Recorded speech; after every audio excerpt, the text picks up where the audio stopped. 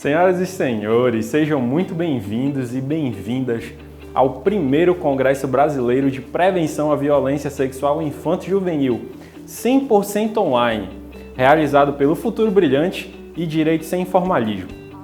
Eu sou o Diego Martins, mestre em Segurança Pública pelo Programa de Pós-Graduação em Segurança Pública da UFPA e assessor de juiz da 4ª Vara da Infância e Juventude de Belém. Eu também sou o autor do Passo a Passo para Atendimento de Crimes Sexuais Cometidos contra Crianças e Adolescentes. Ele é distribuído gratuitamente na internet e pode ser baixado no site que está aparecendo aqui na tela. Eu também, graças a todo esse trabalho e o apoio dos voluntários do Futuro Brilhante, eu fui agraciado com a Comenda Paulo Frota de Direitos Humanos na Assembleia Legislativa do Estado do Pará e fui também premiado com o 3º lugar no Prêmio Patrícia Cioli de Direitos Humanos lá no Rio de Janeiro. Eu também já participei de diversos congressos nacionais e internacionais e aqui vale destacar uma apresentação de artigo científico que eu fiz no Congresso Internacional de Direitos Humanos de Coimbra,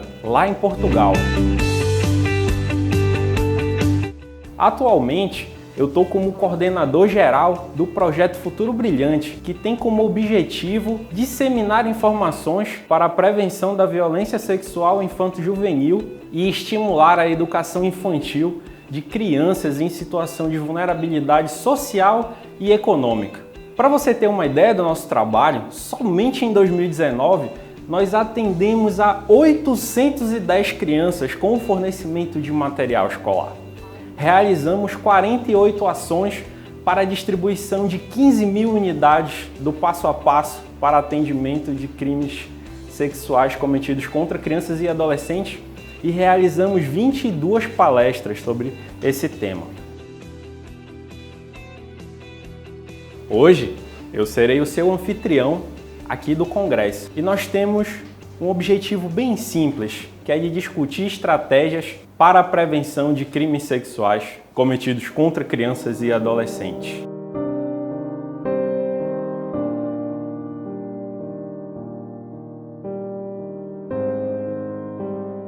Como você pôde ver, infelizmente, não existe mais local seguro. A realidade é que a maioria dos crimes sexuais, eles acontecem dentro da própria casa da vítima. Para mudar essa realidade, é muito importante a utilização da ciência, que nós possamos utilizar técnicas testadas e comprovadas para mudar essa realidade.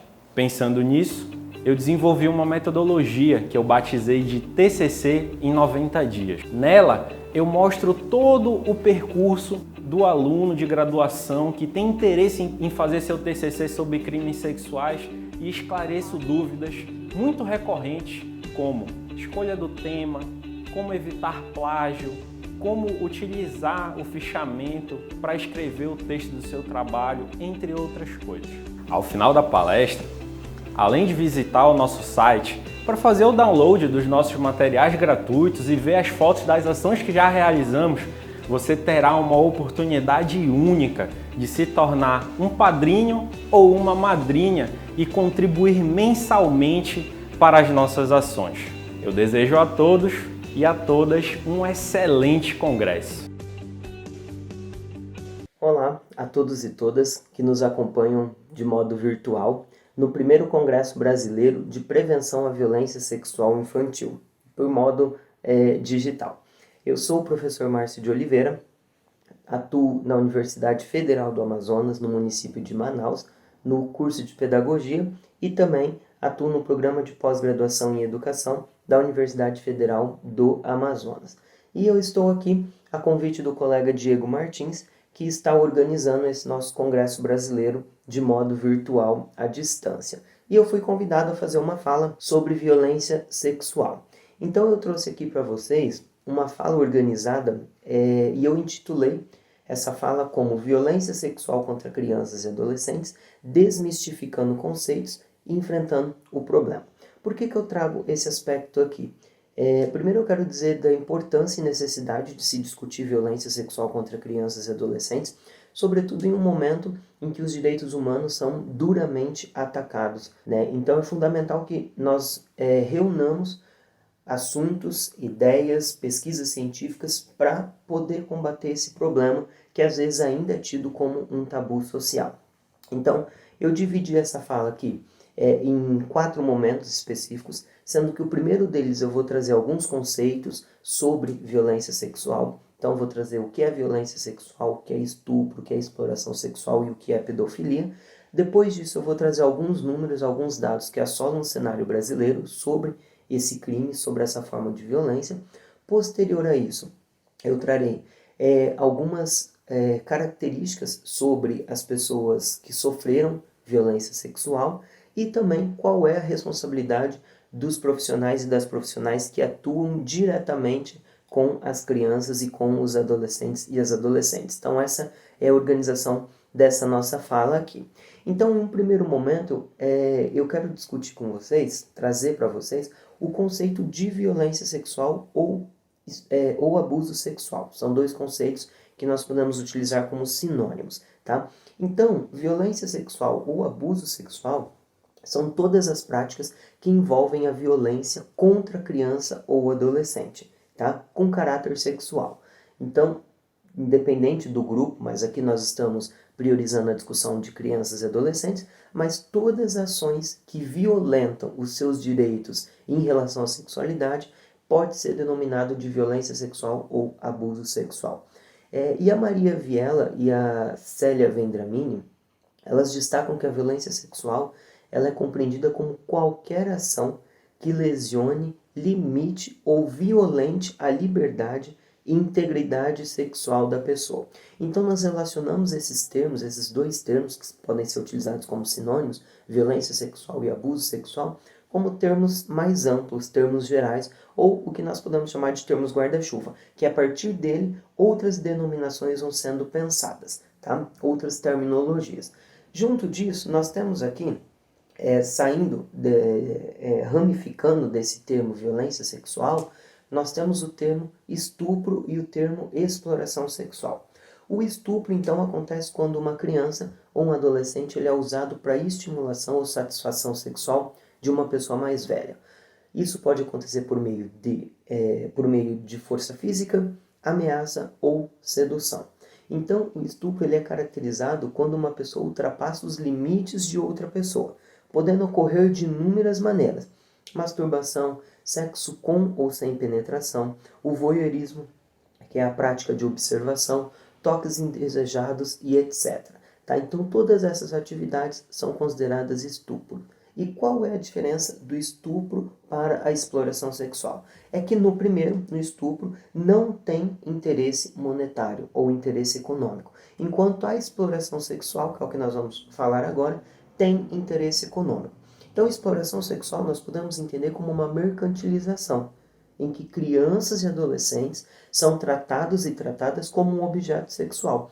E isso pode estar relacionado muitas vezes a redes criminosas, né, que cooptam crianças e adolescentes para explorá-las sexualmente para a obtenção de lucro, né? Então, nós precisamos pensar que a exploração sexual ela é comercial, é algo feito contra as crianças e adolescentes e é uma atividade essencialmente criminosa e econômica. Então, a diferença do estupro para a exploração sexual é que nesse último tem o aspecto monetário, o aspecto que visa o lucro. E por fim, nós temos aqui o conceito de pedofilia. Consta na Classificação Internacional de Doenças e Problemas Relacionados à Saúde, o CID, e diz respeito a transtornos de personalidade causados pela preferência sexual por crianças e adolescentes. Então, o pedófilo ou a pedófila, porque pode ser tanto um homem como uma mulher, não necessariamente pratica o ato de abusar sexualmente de meninos e meninas. Então, nós temos que pensar que a pedofilia ela é um problema de personalidade, é um transtorno de personalidade, né? É uma doença. Então nós devemos pensar o seguinte: nem todos os pedófilos ou pedófilas abusarão sexualmente de uma criança ou adolescente, e nem todas as pessoas que abusam sexualmente de uma criança podem ser consideradas pessoas pedófilas. Tá? Então nós temos que ter esse discernimento dentro dessa área de estudos. Tá? Então até aqui nós vimos esses conceitos. para que a gente possa dar continuidade. Nós vamos mencionar aqui, eu vou trazer para vocês alguns dados que têm alarmado, na verdade, pesquisadores e pesquisadoras dessa área, mas que são dados fundamentais a gente ter em mente para se pensar qual é a dimensão desse problema. Mas antes de trazer esses dados, eu fiz um recorte aqui de alguns aspectos que são postos no nosso Código Penal. Então, o Código Penal brasileiro, só para lembrar vocês, ele foi formulado em 1940, de lá para cá tem sofrido algumas alterações, e eu quero mostrar para vocês quais são os crimes sexuais que são compreendidos por esse código. Então, nós não vamos discutir aqui as penas atribuídas a quem pratica os crimes, né? Mas algumas nomenclaturas existentes para que a gente possa pensar esse aspecto em uma dimensão um pouco, não no campo jurídico, mas para que a gente possa ter um pouco da ideia de como esses crimes são levados em conta no poder judiciário, tá? Então, olha só, o assédio sexual, ele consta no artigo 216-A. Então, é importante frisar que esse crime está caracterizado quando há relação de trabalho. Então, não é algo ligado diretamente a crianças e adolescentes, mas por estar no Código Penal, eu achei interessante trazer para vocês, né? Então, o que é esse assédio sexual? É constranger alguém com o intuito de obter vantagem ou favorecimento sexual, prevalecendo-se o agente da sua condição de superior hierárquico ou ascendência inerentes ao exercício de emprego, cargo ou função. Então, quando a gente pensa em assédio sexual, ele é entre pessoas adultas porque há uma relação de trabalho, certo? Podemos pensar também o aspecto da violação sexual mediante fraude, que consta no artigo 215. Nesse crime, ele também se enquadra o objetivo de vantagem econômica. Então, violação sexual mediante fraude significa ter conjunção carnal ou praticar outro ato libidinoso com alguém mediante fraude ou outro meio que impeça ou dificulte a livre manifestação de vontade da vítima. Então, isso está posto lá no Código Penal, no artigo 215. Mais adiante, nós temos o estupro, que em que a pena, né, embora nós não vamos trazer os números, mas a pena ela é determinada de acordo com a gravidade da lesão corporal, idade da vítima e também se resulta em morte. Então, o estupro está no nosso Código Penal, lá no artigo 213, e diz que é o constrangimento de alguém, mediante violência ou grave ameaça, a ter conjunção carnal ou a praticar ou permitir que com ele se pratique outro ato libidinoso. Tá? E tem um outro termo no nosso Código Penal, que envolve vários outros artigos, que é o lenocínio. O que é lenocínio? É a intermediação de favores sexuais e pode ocorrer através da mediação para servir a lascívia de outra pessoa, do favorecimento da prostituição ou outra forma de exploração sexual, da casa de prostituição e do rufianismo. O que seria o rufianismo? É o lucro por meio da exploração sexual. Então, o lenocínio, ele está no artigo 227, como induzir alguém a satisfazer a lascívia de outra pessoa. No artigo 228 aparece como induzir ou atrair alguém à prostituição ou outra forma de exploração sexual, facilitá-la, impedir ou dificultar que alguém a abandone. No artigo 229, traz que o lenocínio é manter por conta própria ou de terceiro estabelecimento em que ocorra exploração sexual, haja ou não intuito de lucro ou mediação direta do proprietário ou gerente, e também um artigo depois, no artigo 230, que diz que é tirar proveito da prostituição alheia, participando diretamente de seus lucros ou fazendo-se sustentar no todo ou em parte para quem a exerça. Tá? Então, esse é o crime de lenocínio que aparece lá nos artigos 227, 28, 29 e 230. Tem outro também que é chamado de ultraje público ao pudor, que é caracterizado como o ato, escrito ou objeto obsceno. Então, ele está composto lá nos artigos 233 e 234 do Código Penal, que diz que é praticar ato obsceno em lugar público ou aberto ou exposto ao público.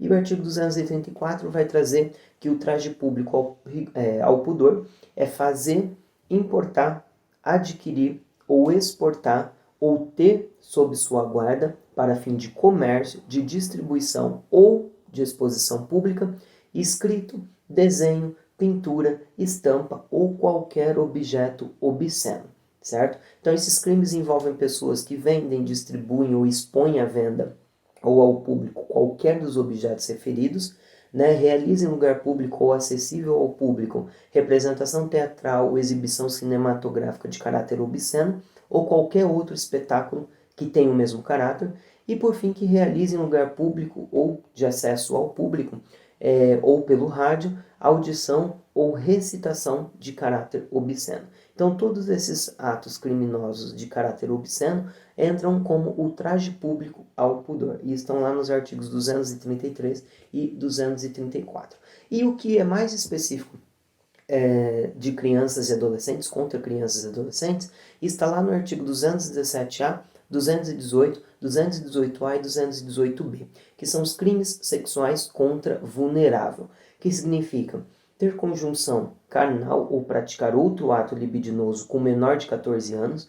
Artigo 218. Induzir alguém menor de 14 anos a satisfazer lascívia de outra pessoa. 218A.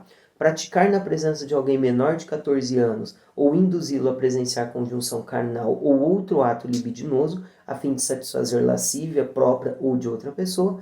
E o 218B, que diz que é um crime sexual contra vulnerável submeter, induzir ou atrair à prostituição ou outra forma de exploração sexual menor de 18 anos, ou que por enfermidade ou deficiência mental não tem o necessário discernimento para a prática do ato, facilitá-la, impedir ou dificultar que a abandone. Então, entre esses artigos 217 e 218 estão os crimes sexuais contra as pessoas vulneráveis. E aqui entram as crianças e os adolescentes.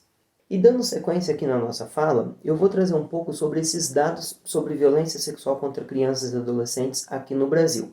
Então, um levantamento que eu acho necessário trazer aqui para a gente discutir um pouquinho sobre ele, é um levantamento realizado sobre o IPEA, que é o Instituto de Pesquisa Econômica Aplicada, feito com base nos dados de 2011 do Sistema de Informações de Agravo de Notificação do Ministério da Saúde, que é o SINAM.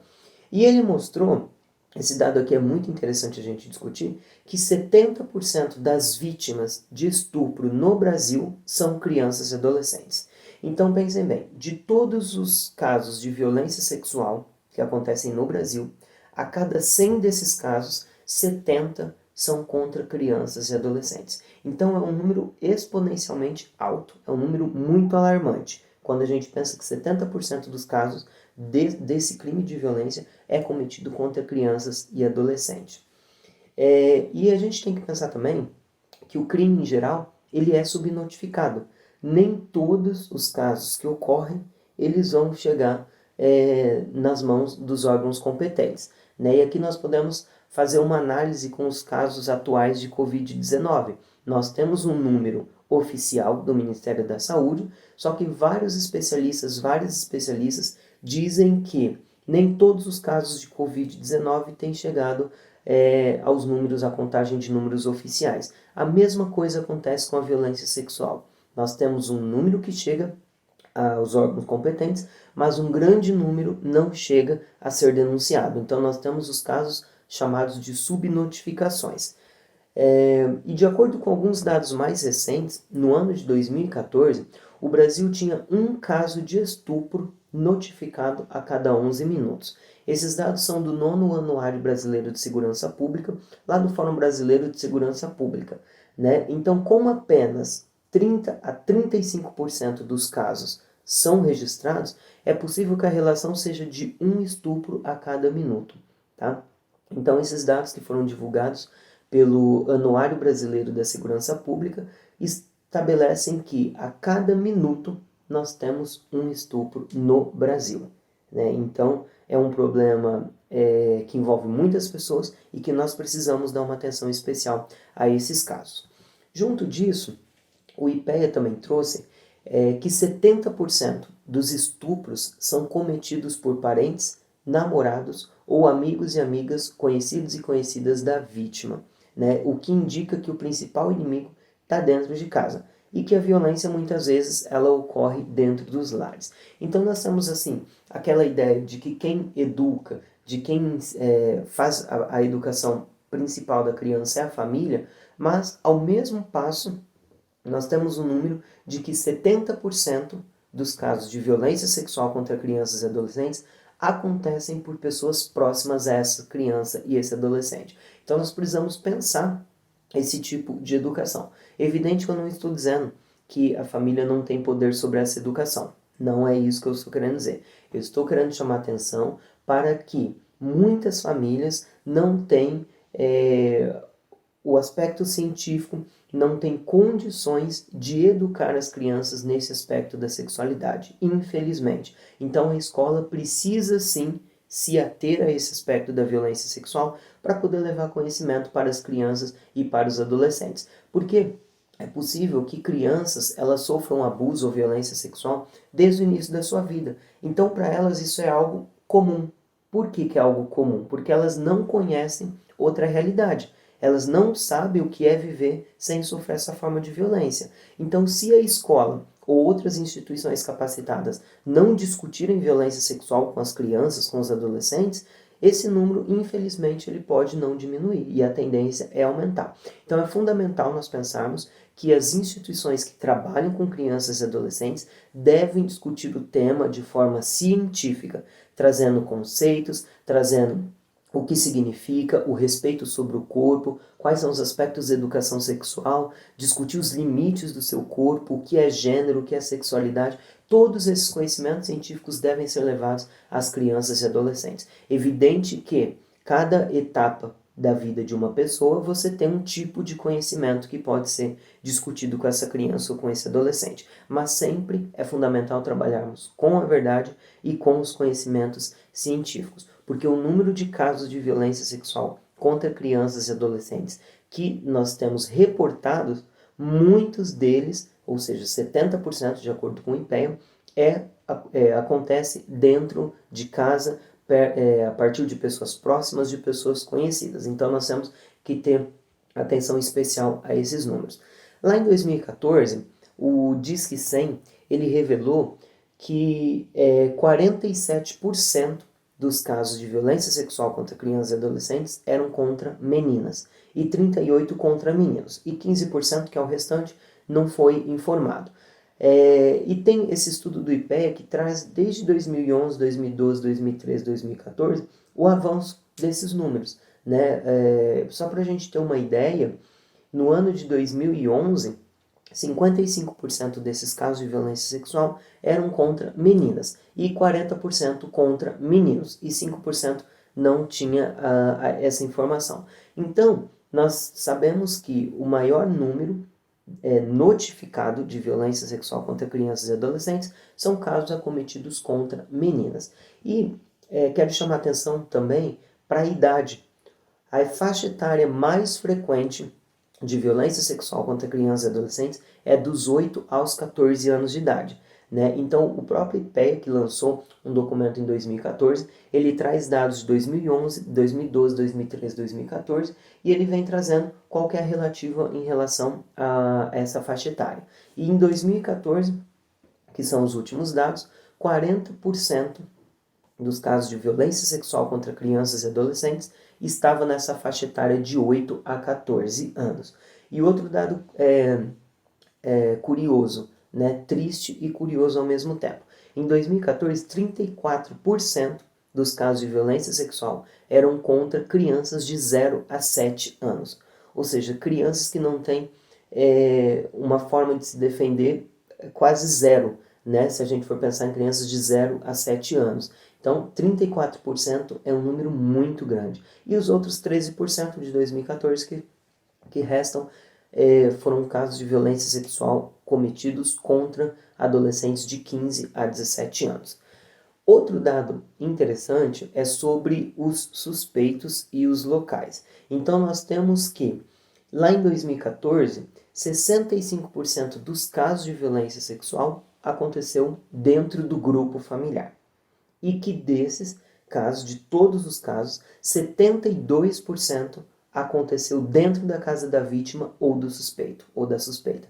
Né? Então é um número muito grande que o IPEA tem denunciado ao informar que o número maior de casos de violência sexual contra crianças e adolescentes tem acontecido por pessoas próximas, pessoas que estão junto dessas crianças e desses adolescentes.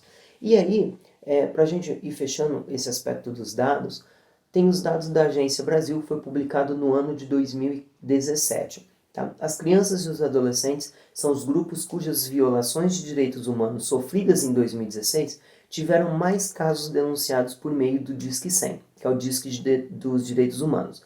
Das 133 mil denúncias recebidas por meio do canal lá em 2016, 76 mil, ou seja, 67%, são atendimentos que se referem a essa faixa etária, né? E vários casos de violência são divulgados por aí. E o Disque 100 também revelou as denúncias sobre violência sexual contra crianças e adolescentes registradas em 2017. Então foram 20.330 denúncias recebidas por esse canal, pelo Disque 100. Tá? E em relação a todas as denúncias de violência, 24,19% dessas denúncias eram sobre violência sexual contra crianças e adolescentes. Então ainda é um número muito alto. Tá? Então tem uma tabela em um artigo que eu posso inclusive disponibilizar posteriormente para vocês. É um artigo que eu escrevi no ano de 2018 e que traz esse levantamento do Disque 100. A porcentagem de casos de violência sexual contra crianças e adolescentes de todos os casos que o Disque 100 recebeu. Então são números assim alarmantes e que nós precisamos levar em consideração nessa discussão. E dando continuidade então a essa nossa discussão, é importante a gente salientar que todos os profissionais e todas as profissionais que trabalham diretamente com crianças e adolescentes têm o dever de fazer a denúncia quando suspeitar de algum caso de violência sexual. Inclusive isso é posto em lei. Eu quero destacar então, a partir desse momento, alguns sintomas que podem fazer com que a gente tenha um olhar mais especial, mais específico sobre crianças e adolescentes, para que nós possamos, de certa forma, tentar mapear se pode estar sofrendo alguma forma de violência sexual, essas crianças e esses adolescentes. Então, olha só, eu vou trazer aqui uma lista de sintomas e eu quero de antemão destacar que esses sintomas eles podem ser isolados ou podem ser complementados com outros sintomas. E que o fato de eu trazer esses sintomas servem justamente para que a gente ligue a nossa atenção um pouco maior a essas crianças e esses adolescentes. Então olha só, marcas pelo corpo, lacerações, hematomas ou outras lesões genitais sem trauma acidental que os justifiquem, corrimento, hemorragia vaginal ou retal, ardência e infecção, presença de sêmen na roupa, boca ou genitais, doenças sexualmente transmissíveis ou as ISTs, infecções sexualmente transmissíveis, gravidez na infância ou adolescência, mudança de comportamento e queda no rendimento escolar. Esse é algo específico para professores e professoras que trabalham com crianças e adolescentes, né? Se uma mudança de comportamento repentina ou uma queda no rendimento escolar repentino, isso pode ser sim uma característica de que a criança está sofrendo alguma violência.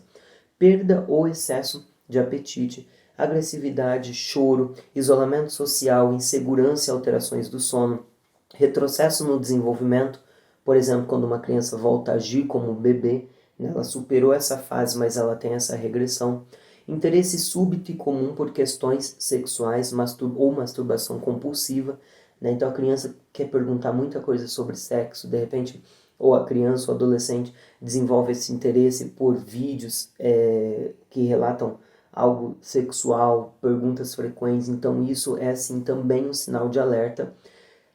Medo de pessoas adultas estranhas, de escuro, de ficar sozinho e ser deixado em determinados lugares e ou próximo de determinada pessoa, dificuldade para se movimentar ou sentar, geralmente por conta de alguma dor, de algum aperto dessas violências, roupas íntimas destruídas, sujas ou manchadas de sangue, sentimentos de inferioridade e necessidade de agradar. Então, aqui tem várias características que nós podemos quando estivermos próximo de crianças e adolescentes com essas características, isso nós temos que pensar de uma forma mais delicada, né, para que nós podemos levar isso essa situação adiante. Então, se você é professor ou professora, assistente social, um trabalhador ou uma trabalhadora da área da saúde, é fundamental que a gente tenha essa percepção mais sensível em relação a crianças e adolescentes, sobretudo em crianças menores, porque essas crianças não têm a facilidade do diálogo,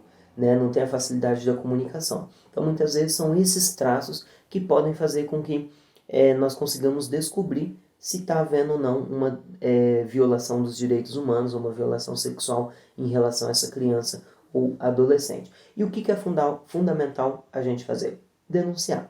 Denúncia é a palavra principal. A partir da denúncia, todas as outras ações podem começar a serem desencadeadas. Então, nós temos várias formas de fazer a denúncia de uma violência, de uma suspeita de violência sexual. Então, pode ser feita no Conselho Tutelar do município, pode ser feita na Vara da Infância e Juventude, caso o município tenha, delegacias de proteção à criança e ao adolescente e à adolescente, que são as delegacias especializadas, o aplicativo Proteja Brasil, que é um aplicativo gratuito que pode ser baixado em qualquer smartphone, né? Você entra na sua loja para baixar aplicativos e escreve Proteja Brasil. É um aplicativo muito interessante que você tem dados, você pode fazer a sua denúncia por meio desse aplicativo, né? Então, hoje em dia, nós fazemos várias coisas pelo aplicativo de celular. Então, a denúncia sobre violência sexual também pode ser feita por esse material, por esse instrumento, e o Disque 100, que é um canal nacional dos direitos humanos. Então, é fundamental fazermos a denúncia. Por que é fundamental fazer essa denúncia? Porque todos os outros trâmites legais, eles vão acontecer a partir da denúncia. Então, se um professor ou uma professora tem a suspeita de violência sexual, pode fazer a denúncia, mesmo que não tenha certeza dessa forma de violência, né? Qualquer profissional deve fazer a denúncia quando suspeitar dessa forma de violência. E eu lembro o seguinte: se o órgão competente fizer a análise e a avaliação e a sua denúncia ela não for de fato comprovada, você não tem ônus nenhum. Tá? A nossa parte é fazer a denúncia quando nós pensarmos na possibilidade de que isso esteja acontecendo, de que essa forma de violência esteja acontecendo. Ok? Então, é fundamental que nós levemos isso adiante. Bem, então, para irmos caminhando para a finalização dessa nossa conversa, eu quero destacar aqui, então, que foi fundamental pensarmos um pouco sobre esses conceitos, né, sobre violência sexual, sobre estupro, exploração sexual e pedofilia, e que nós possamos utilizar os conceitos certos de acordo com cada situação. Eu acho que esse é um ponto principal dessa nossa discussão. Junto disso, nós tivemos também uma aproximação com o Código Penal do que tem na nossa legislação brasileira em relação a esses crimes voltados ao aspecto sexual, né, contra quaisquer grupos existentes e também contra as crianças e os adolescentes. E algumas características dessa criança que possivelmente pode ter sofrido com abuso sexual. Quero frisar mais uma vez a necessidade de denúncia, pois o caminho de denúncia é o principal aspecto para que sejam tomadas medidas protetivas contra a criança, né? Então, todo o desenrolar da situação vai acontecer única e exclusivamente por um ponto inicial, que é o caminho da denúncia. Então não tenham medo de fazer a denúncia. E, inclusive, toda e qualquer denúncia pode ser feita de forma que você não se identifique, tá? Uma denúncia anônima. Então não se preocupe em fazer a denúncia. Se você suspeita que acontece algum aspecto de violência sexual contra uma criança, contra um adolescente, nós devemos fazer a denúncia. Tá? Nós não temos nenhum ônus em relação a essa denúncia, até porque ela é anônima. E nós podemos salvar a vida de uma criança fazendo essa denúncia o quanto antes. Então, os profissionais e as profissionais que trabalham diretamente com as crianças, professores e professoras, pessoal da assistência social, as pessoas da área da saúde, nós temos o dever, enquanto cidadãos e cidadãs, de contribuir na proteção de crianças e adolescentes. Então, quando suspeitar de algum caso, faça a denúncia, tá? Então, é bastante importante. E uma criança ou um adolescente violentado sexualmente, infelizmente, ele tem um prejuízo muito grande no seu desenvolvimento. e é algo que dificilmente vai ser apagado da sua memória, né? Infelizmente, é um crime que a pessoa sofreu, é uma violência que essa pessoa sofreu e que vai ter que conviver pelo resto da vida com essa situação. Então, por isso que é fundamental que as pessoas consigam ter conhecimento sobre esses aspectos e que as instituições oficiais também levem esse conhecimento às crianças e adolescentes, para que tenham um controle maior sobre o seu corpo. Quando um abusador ou uma abusadora chegar com alguma conversa, por exemplo, essa criança ou esse adolescente, dependendo da idade, pode de alguma forma se esquivar dessa situação, e o abusador e a abusadora têm medo de crianças e adolescentes que têm conhecimento, né? Então é um foco principal levar esse conhecimento às crianças e adolescentes. Conforme eu já disse, cada etapa da vida de uma criança ou adolescente deve ser levada em consideração no momento da disseminação desse conhecimento, mas todas as pessoas têm que ter esse conhecimento, porque conforme nós trouxemos aqui, 70% dos casos acontecem dentro de casa, né? Então essa criança precisa ter o respaldo do conhecimento científico por meio de outras instituições, a exemplo da escola. Por isso que nós que discutimos violência sexual batemos muito nessa tecla da necessidade da educação sexual acontecer nas escolas, né? Então é fundamental políticas públicas de enfrentamento dessa forma de violência. E eu quero finalizar então trazendo aqui para vocês nesse último momento, não podemos esquecer, que no dia 18 de maio é comemorado aqui no Brasil o Dia Nacional de Combate e Abuso à Exploração Sexual contra Crianças e Adolescentes. Essa data ela foi escolhida por conta do caso que aconteceu com a Araceli Crespo, de 8 anos de idade, que na época ela foi raptada lá em Vitória, no Espírito Santo, foi drogada, estuprada e morta, né? Então no dia 18 de maio aconteceu esse crime. E é um crime bárbaro. E aí estabeleceu-se a lei no ano de 2000 que no dia 18 de maio seria o Dia Nacional de Combate ao Abuso e Exploração Sexual contra Crianças e Adolescentes. Então é um marco histórico na história do nosso país em que nós temos uma data específica para discutir esse tema. No entanto, saliento que nós não podemos manter a discussão única e exclusivamente nesse dia, mas que essa discussão deve permear todos os dias letivos de uma escola ou o trabalho de profissionais que atuam com crianças e adolescentes, né? Isso deve ser uma constante na nossa sociedade. Então, por fim, quero agradecer o convite por estar aqui compartilhando um pouco desses conceitos, dessas experiências, desses dados alarmantes e dizer que eu me coloco à disposição, fico à disposição de todos e todas para trocar uma ideia posterior ao momento que vocês assistirem esse vídeo. Então, eu estou à disposição, tá bom? Muito obrigado, saúde a todos e todas nesse momento de pandemia e espero que todos e todas saiam bem desse momento. Até a próxima.